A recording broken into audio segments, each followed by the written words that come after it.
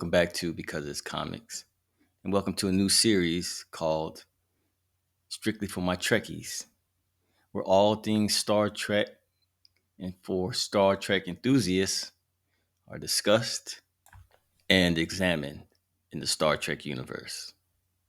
Quick warning, unlike my previous reviews, this one will contain spoilers. Let's begin. White people like space movies. Black people don't really do space like that. White people love space movies. They love movies about the moon and Mars where they can be leaving our ass down here on Earth. That's what they think. They think they're gonna leave us down here on Earth. They gonna move to the moon. Ain't gonna happen. Y'all move to the moon, damn it, we coming to the moon. In this review, I will be covering the book Star Trek Lore War #1, with writers Christopher Cantwell, Colin Kelly, and Jackson Lansing, with art done by David Tinto. Before I begin, I'm going to assume that if you're listening to this review or watching this review, that you're familiar with the Star Trek universe. This means that you know who Captain Kirk, Mr. Spock, Captain Picard, Lieutenant Commander Data, Captain Sisko, you name it. Anybody that has been a major character in the Star Trek universe, you're familiar with them.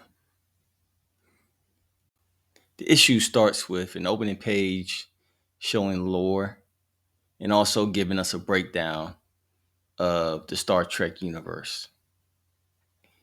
And right off the back, we get a breakdown of the Gamma Quadrant, the Delta Quadrant, the Alpha Quadrant, and the Beta Quadrant.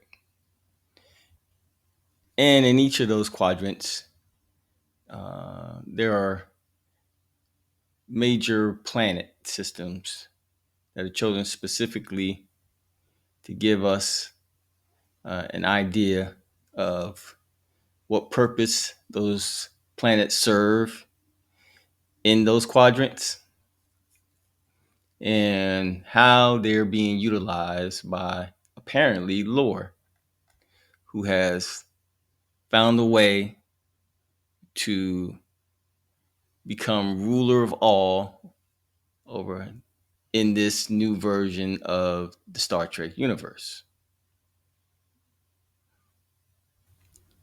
In the next panel, we get a shot of Benjamin Sisko talking to his son Jake. And apparently, both of them have been indoctrinated into this new Lore ruler of all regime. And he also has his wife alongside of him, which lets us know that Lore has found a way to actually manipulate events that happen in this new version of Starfleet. We also realize clearly that this is the ideal dream of Benjamin Sisko, to have his wife Jennifer and Jake all together, just one big happy family. So we can see that he's unaware of having lived any other type of life outside of what he's experiencing right now. With everything being perfect, we see that something has gone wrong clearly. This one's strictly for my Trekkies, yeah. If you know the prime directive, let me hear ya. This one's strictly for my Trekkies. So the next scene we get is Benjamin Sisko working along with Beverly Crusher. Only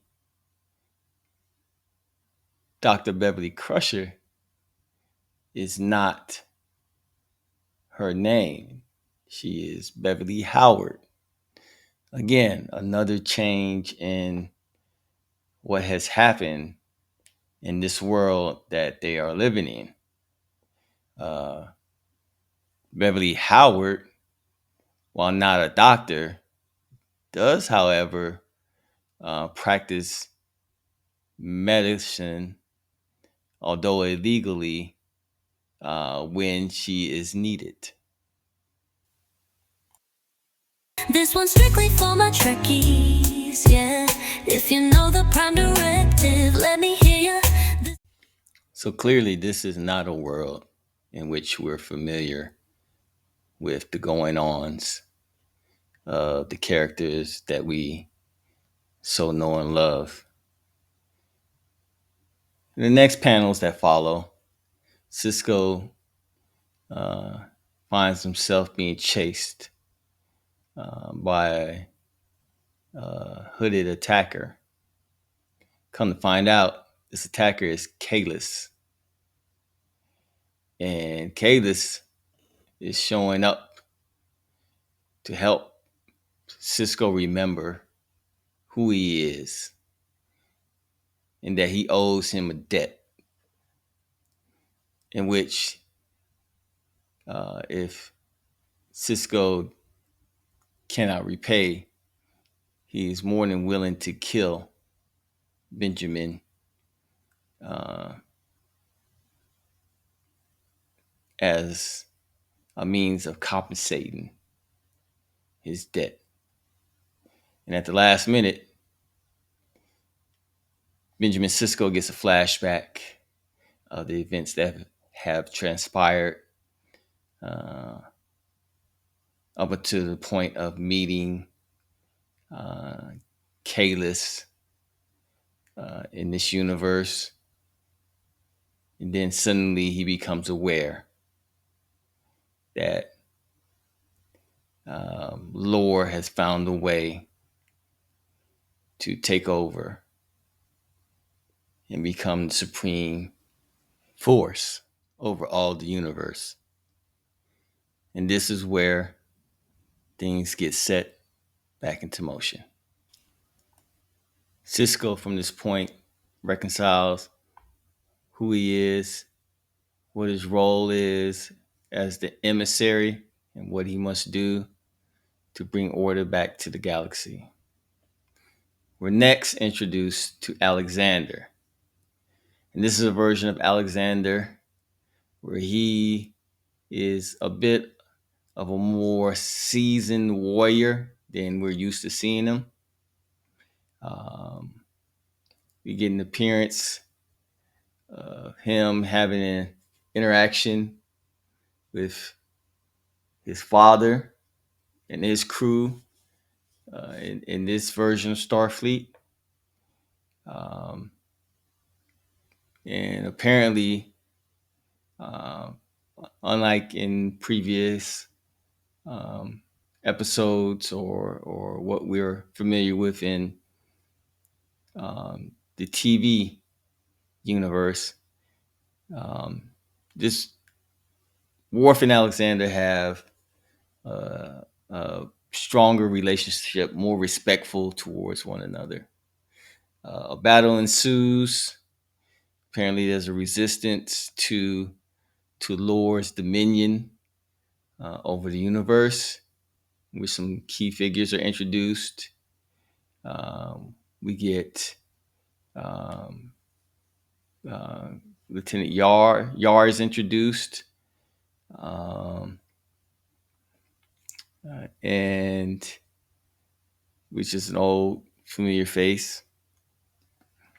Then later we get an exchange between Worf and Dr. Bashir, who is also uh, a part of the Maquis, and he has some things in which he questions um, lower supremacy uh, over over the galaxy, and that's when this guy Pa Ray Sachs enters, and apparently he's a loyalist in Lore's uh, army or his followers. He kills Bashir. Once again, we are not in the Starfleet universe that we're used to. This one's strictly for my Trekkies, yeah. If you know the prime directive. Next, we cut ahead to Data and Lore, and we see an exchange between the two. Data uh, is acting as a second to Lore. Um, he's apparently uh, being used by Lore to um, keep things in order and to stave off any kind of uh, in, anticipated resistance to his rule over the Starfleet universe.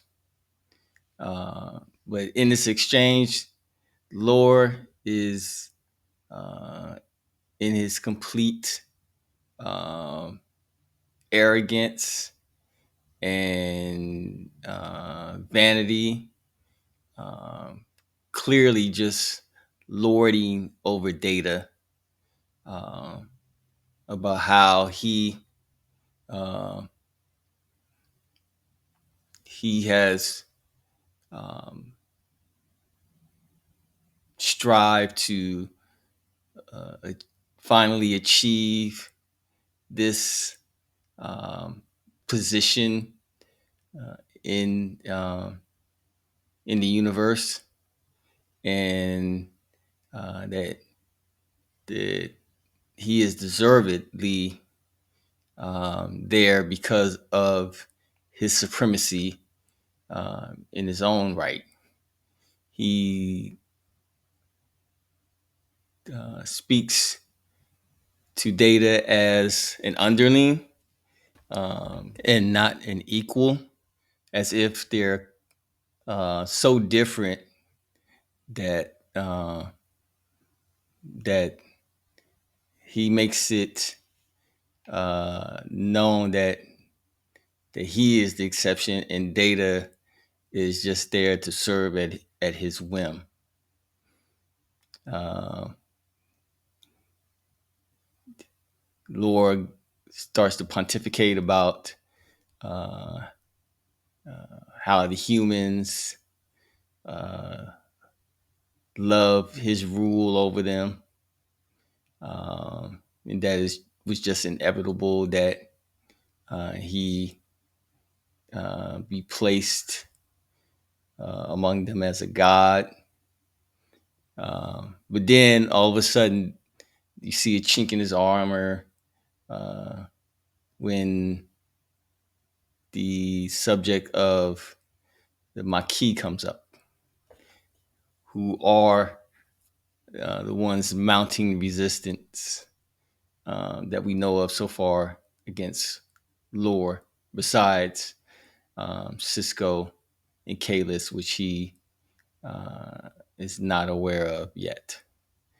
Um, we get some panels with Sato, and apparently she's working um, with Maquis Command, um, keeping them up to date with uh, the ongoings or what she's aware of, what she's able to gather, being so close to both lore and data, excuse me.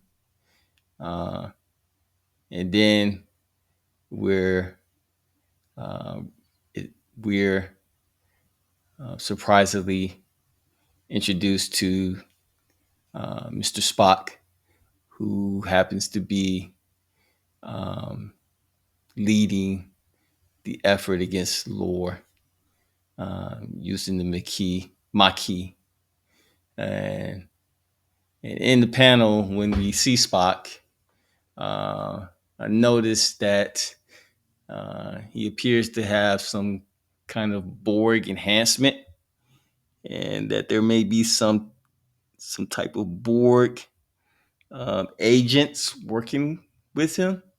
It's not shown um, clearly all the way, and I believe um, he also may be working with Hugh, but the character next to him is never fully introduced to us yet. So I could be wrong on that. That's just an assumption, but um, yeah, with those enhancements, gives an explanation of how they're able to avoid um, or possibly avoiding Lore's detection by using Borg technology uh, while they're manning ships that were designed by the Borg. And as we move further along in the story, uh, Cisco and Kalis are coming up with a plan to see how they can reverse what has been done so far under um, Lore's rule over the universe. And at the end, we see uh, uh, Beverly Howard um, over overhearing their conversation, and this is where um, the story ends with them um,